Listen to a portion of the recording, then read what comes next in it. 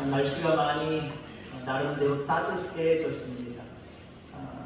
끝까지 감기들 조심하시고 강건하시길 바랍니다. 무엇보다도 이 시간에는 생명의 말씀으로 여러분들의 영혼이 든든해지는 귀한 시간 되기를 간절히 소망합니다. 장로님 기도하신 것처럼 우리나라도 난리이지만 우리나라의 난리는 제가 얘기 안 꺼낼게요. 미국이 지금 난리가 나고 있습니다. 지난 7일부터 시작된 LA 지역의 불, 뉴스나 보셨죠? 그냥 조그만 한두 채가 타는 게 아니라 광활한 동네 한 전체가 불에 타는 그 모습들, 그 불이 회오리바람처럼 위로 올라가는 모습들, 아마 직접 봤으면 여러분 어땠을까요? 근데 이상하게 그 LA 지역에는 매년마다 불이 나는 것 같습니다. 조금은 조금만 다르지요? 매년마다 나는 것 같아요. 건조하기 때문에 그렇습니다. 바람이 불기 때문에 그렇고요. 또 어쩌면 우리나라 사람들처럼 착한 사람들보다 자기 뜻대로 자기 마음대로 이상한 짓을 행하는 사람들이 또 다민족이 사니까 그것도 많기 때문에 하나의 원인일 수도 있습니다. 자, 그런데 여러분들 보세요. 여의도 면적의 35에서 40% 정도 그 배가 타고 있다는 거예요. 아직도 끝나지 않았습니다. 근데 여러분들도 신문이나 뉴스에서 보셨을 겁니다. 해안가에 있는 하얀 집. 보셨어요? 안 보셨습니까? 기도만 하셨어요? 전 뉴스 보니까 그게 나오더라고요. 해안가에 있는 하얀 집. 양쪽 옆에 위쪽으로 산등성이 있는 모든 들과 그리고 모든 집들은 다 새까맣게 구조도 남기지 않고 다 타서 무너졌습니다. 하얀 집만 별로 그림대도 별로 없이 그대로 살아있었습니다. 그 집은 특별했습니다. 콘크리트로 지어졌고 나머지 외쪽으로 있는 모든 자재들은 불연재를 사용했다는 거예요. 비싼 불연재를 들여서 오랜 세월 동안 그 집을 견고하게 지었기 때문에 그렇습니다. 그리고 해안가에 지어졌기 때문에 파도와 바람이 많이 불잖아요. 그 기초를 15m나 파서 그 기초를 쌓아놨다는 겁니다. 그러니까 무너지지도 않았고 불타지도 않았고 다른 집들은 다 불타고 무너질 때 견고하게 살아남았다라는 거죠. 제가 여기서 말씀드리고 싶은 것이 있습니다. 그만큼 기초가 중요하다라고 하는 거예요. 그럼 미국에 제가 오늘 동안 살아봤습니다만은 미국 사람들은 거의 90% 이상 건물을 지을 때 나무로 짓습니다. 왜 그런지 아십니까? 짓기 편하기 때문에 그래요. 짓기 편하기 때문에. 가격이 별로 안 들어가요. 골조 자체를 다 나무로 만들고 기껏해야 위에 기둥 덮는 거 그런 거 다른 재료 쓰고요. 그 다음에 안쪽으로는 대부분 바깥쪽도 마찬가지지만 다 석고보도를 댑니다. 그리고 좀 미장을 좀 할 뿐이고요. 색깔만 칠할 뿐이고요. 그냥 대부분 집들이 그래요. 그러니까 불에 취약하죠. 바람에도 취약합니다. 토네이도라고 하는 바람 종종 미국에 불잖아요. 그것에 의해 쉽게 날아가는 거 여러분 보세요. 콘크리트 건물들은 강력한 바람이 불면은 지붕 정도는 날아갈 수 있어요. 근데 그 전체 건물은 조금도 흔들리지 않습니다. 요동하지 않습니다. 우리가 잘 아는 대로 마태복음 7장에 보면 모래 위에 지은 집과 반석 위에 지을 집을 지은 그 비유가 나옵니다. 모래 위에 짓는 거 쉽게 지을 수 있지요. 근데 반석 위에 짓는 건 어렵습니다.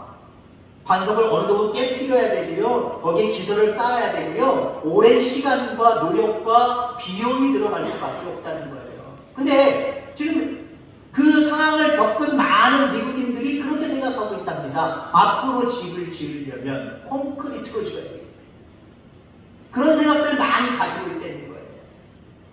여러분, 우리 신앙에 있어서도 기초가 대단히 중요합니다. 여러분들의 기초는 무엇으로 지어지고 있습니까? 무엇으로 지어졌습니까? 그리고 그 깊이는 몇 메타까지 내려가셨습니까? 그냥 모래 위에 슬쩍 지은 그런 어떤 신앙의 모습은 여러분들에게 없을 줄 분명히 믿습니다.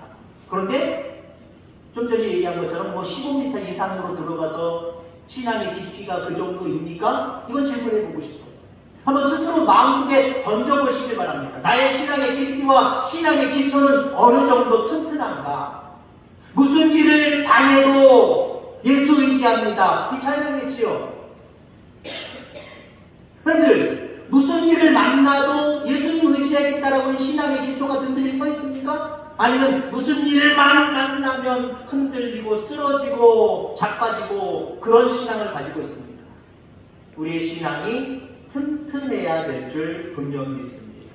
오늘 본문에 보면 엘리야는 하나님을 버리고 우상을 섬기는 그 당시 아합 왕과 이세벨 여왕에 대해서 강력한 도전장을 내밀었고요. 그 다음에 우상 숭배자들에게도 도전장을 내밀었고요. 하나님과 세상 사이에서 우왕좌왕하면서 세상을 선택하고 있는 이스라엘 백성들에게도 강력하게 도전장을 내밀었습니다. 그 도전장은 이렇습니다. 아합에게 이렇게 말합니다. 당신과 우리 백성들이 괴로움을 당하는 것은 당신이 하나님의 명령을 버리고 바알을 쫓았기 때문이다. 실질적으로 아합 왕이 다스릴 때에 우상 숭배가 극심했거든요. 왕조차도 우상 숭배를 일삼았거든요. 그것이 뭡니까? 이세벨, 우상을 숭배하는 이웃의 왕의 딸을 데리고 와서 결혼을 했습니다. 정략 결혼입니다. 그가 각종 우상을 가지고 왔고요. 아합 왕은 그냥 좋으니까 마음대로 해. 당신 마음대로 해. 그러다 보니까 온 나라가 왕까지도 우상을 숭배하는 나라가 되어버렸습니다. 강력한 도전장을 왕에게 내밀었고요. 우상 숭배자들에게는 어떻게 얘기했습니까? 우상 숭배자들의 어떤 선지자들 850명입니다. 나와! 갈멜산으로 나와! 나랑 대결하자. 누가 믿는 신이 참 신인지 대결하자. 그 정식적으로 싸우자고 도전장을 내밀었습니다. 자, 이스라엘 백성들에게는 어떻게 도전장을 내립니까? 어느 때까지 하나님과 바알 두 사이에서 머뭇거리겠느냐? 하나님을 선택해라. 뭘 선택하려는 거예요? 하나님을 선택해라. 이렇게 강력하게 도전장을 내밀고 있습니다. 이런 본문의 내용을 가지고 신앙의 기본으로 돌아가서 우리가 바로 서려면 어떻게 해야 되겠는가? 신앙이 중요하거든요. 신앙이 여러분 바로 서기를 바랍니다. 어떻게 바로 설 수 있겠느냐? 몇 가지를 말씀드리고자 합니다. 우선 말씀에 헌신해야 됩니다. 말씀에 헌신해야 됩니다. 우리 장로님 기도하실 때 미국의 대통령은 대통령으로 당선되어 선서할 때 성경에 손을 얹는 데잖아요. 우리나라 사람들, 우리나라 대통령은 성경에 손을 얹으라 그러면 불교계에서 다른 교에서 막 반항이 일어날 겁니다. 우리나라는 안 됩니다. 아마 계속해서 안 될 거예요. 힘들어요, 그 부분이. 우리나라 위정자들요, 예수 믿는 사람 상당히 많아요. 제가 몇 년 전에 국가조찬기도 1년에 한 번 하거든요. 대통령을 모셔서 올 때도 있지만 안 올 때도 있고, 뭐 안 오면 국무총리가 온다든가 이런 식으로 가서 국가조찬기를 합니다. 몇 년 전에 다녀온 적이 있습니다. 작년에도 10월달, 11월달 못했지만 하는데 초대장이 왔더라고요. 아무나 오는 거 아닙니다, 여러분들. 아무나 오는 거 아니에요? 저한테 왔단 말이죠. 근데 제가 이번에는 거부를 했어요. 안 갔습니다. 거기 가면은요, 저 사람도 예수 믿는 사람이야? 저 사람도 예수 믿는 사람이야? 그런 어떤 인물들이 앞에 딱 분간하고 인사할 때 인사합니다. 우리나라 국회의원들 예수 믿는 사람들 많아요. 많은 것 같은가요? 안 같은가요? 여러분들 볼 때는. 그 정도면 국회를 바꿔버려야 되는데 못 바꾸잖아요. 나라를 좀 바꿔버려야 되는데 못 바꾸잖아요. 추한 모습은 오히려 그리스도인들이, 그 국회의원들이 추한 모습을 더 많이 보이잖아요. 이건 여야를 얘기하는 게 아니에요. 국회의원 전체를 얘기하는 거예요. 위정자들 전체를 얘기하는 거예요. 온전히 말씀 위에 서서 자기가 있는 위치를 사수하고 하나님의 나라 의를 이루는 곳으로 만들어 간다고 한다면 그런 모습이 보여질 수 없다라고 하는 겁니다. 여러분, 신앙생활의 기본은 하나님 말씀이 기초가 되어야 됩니다. 이 기초가 바로 서갈 수 있는 저와 여러분들 되기를 주의 이름으로 축원합니다. 이스라엘 백성들이 3년 6개월 동안 비가 오지 않아서 큰 고통을 당합니다. 이 괴로운 이 고통을 당한 이유가 무엇입니까? 18절 말씀에 보면 당신과 당신의 아비집이 온 이스라엘을 괴롭게 하는 것은 여호와의 명령을, 여호와의 말씀을 버렸고 당신이 바알들을 쫓았기 때문이다 라고 죄를 지적하고 있잖아요. 얘기합니다. 말씀을, 명령을 버렸기 때문에. 가장 기초가 될 수 있는 말씀을 버렸다는 거예요. 기초 없는 집은 무너지게 되어 있습니다.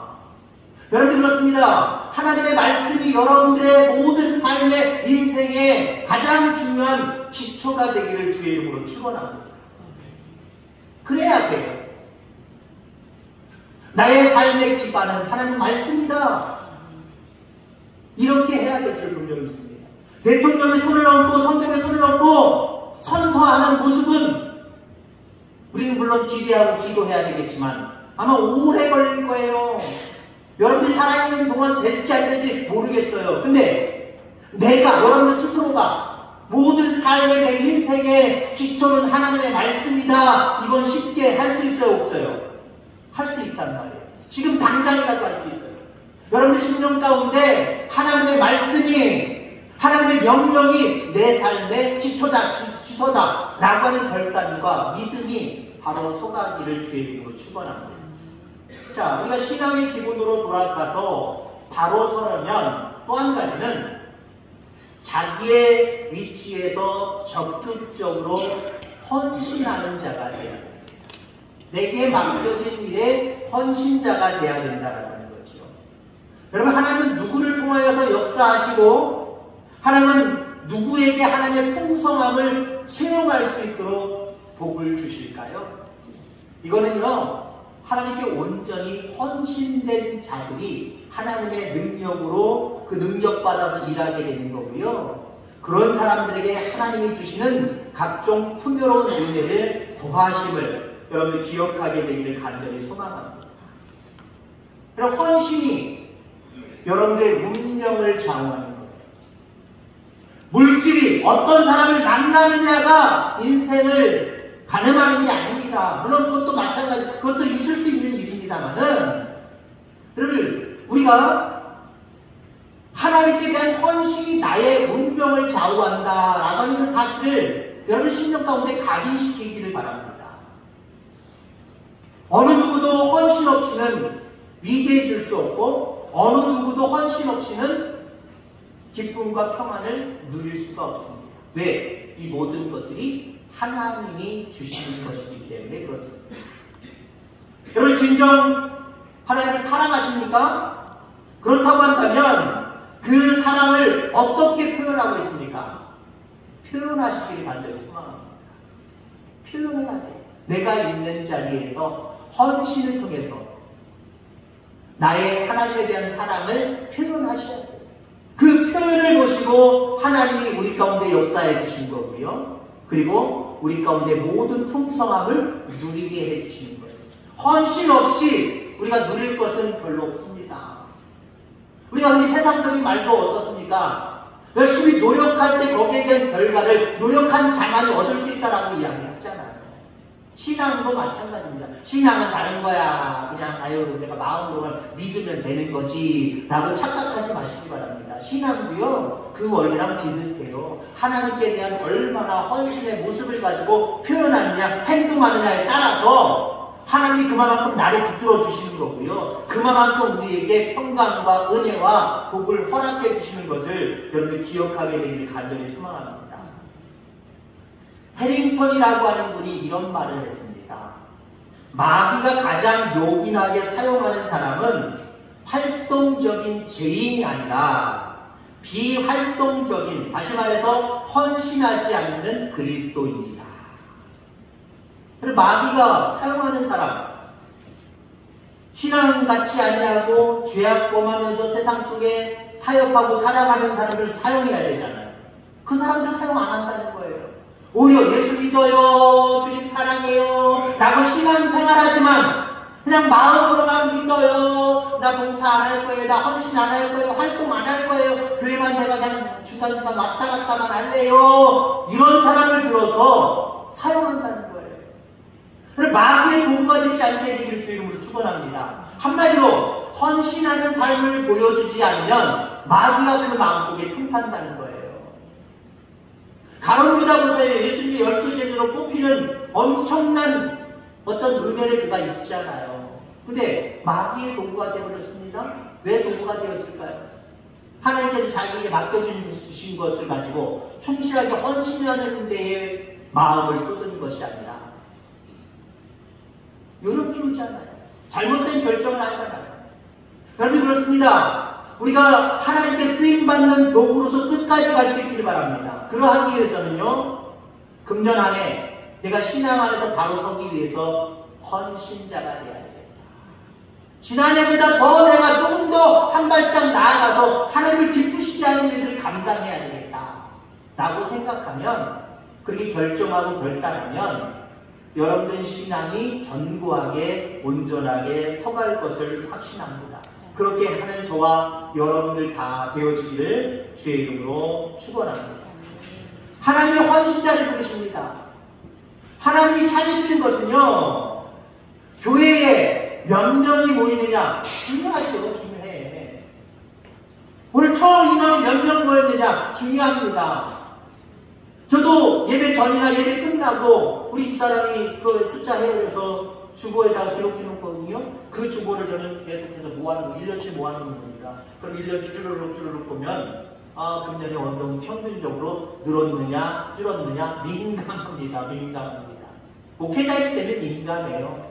근데 목회자이니까 민감한 거고요. 하나님은 그것도 물론 민감하시지만 더 민감하신 게 있어요. 그 교회 안에 헌신자가 얼마나 되느냐라는 거예요. 헌신자가 얼마나 되느냐. 흔히 그런 얘기를 하죠. 교회 안에 모든 일들은 교회 안에 있는 모든 식구 중에 20%, 30%가 모든 일들을 감당한다라고 이야기합니다. 여러분들은 어느 곳에 속합니까? 100% 중에, 우리 교회는 100% 중에 교회를 움직여가고 하나님을 기쁘시게 하는 일에 사용되는 20, 30%에 포함되어 있는 분이에요? 아니면 그냥 방관자가 되어서 그냥 교회 잘 되면 좋지, 아유 그래요 몰라 나는, 그러면서 방관하는 70%에 속한 사람입니다. 여러분 우리 모두가 하나님 앞에 헌신자가 되는 금년 한 해 되어지기를 주의 이름으로 축원합니다. 자, 마지막으로 우리의 신앙이 기본으로 돌아가서 바로 서려면 여러분 예배하는 자가 되어야 됩니다. 예배하는 자. 예배는 하나님과의 만남입니다. 하나님의 능력, 하나님의 임재를 경험할 수 있는 기회입니다. 예배에 실패하면 신앙의 실패자가 되는 것은 당연한 거니와 인생의 실패자도 될 수 있다는 거예요. 그러니까 예배가 대단히 중요한 겁니다. 여러분 인생을 실패하고 싶은 사람이 어디 있어요? 금년 안에 망치고 싶은 사람이 어디 있습니까? 인생에 성공하고 싶고 인생이 행복해지기를 원하고 금년 안에 잘 되고 싶은 간절한 마음들이 우리 모두에게 있을 겁니다. 그렇다고 한다면 예배의 헌신자가 되어지기를 주의 이름으로 축원합니다. 하나님께서 사람을 부르셔서 그냥 무조건 처음부터 복 주시려고 부른 게 아니에요. 하나님 부르시는 목적은요, 예배자가 되게 하려고 부르시는 거예요. 예배 없는 인생 속에 불쌍히 그를 여기셔서, 왜 불쌍히 여겨요? 예배 없는 인생은요, 이 땅에서도 하나님의 은혜를 누리지 못하지만 영원히 사명할 수밖에 없어요. 그렇기 때문에 예배 없이 살아가는 불쌍한 영혼들을 부르셨단 말이죠. 부르셔서 아이고 맞구나 복 줄게, 바로 복 주시는 게 아니에요. 바로 은혜 주시는 게 아니에요. 물론 그것도 은혜입니다만 예배자로 만들어 주시는 거예요. 이게 진짜 은혜중이에요. 그를 예배자로 만드신 다음에 그 다음 단계가 있어요. 헌신자로 세우시는 거예요. 그리고 나서 하나님이 정말 쌓을 것이 없는 복을 우리에게 허락하시는 겁니다. 단계가 그래요. 계단이 그렇단 말이에요. 순서가 그렇다라고 하는 거예요. 여러분 우선 예배자로 설 수 있게 되기를 주의 이름으로 축원합니다.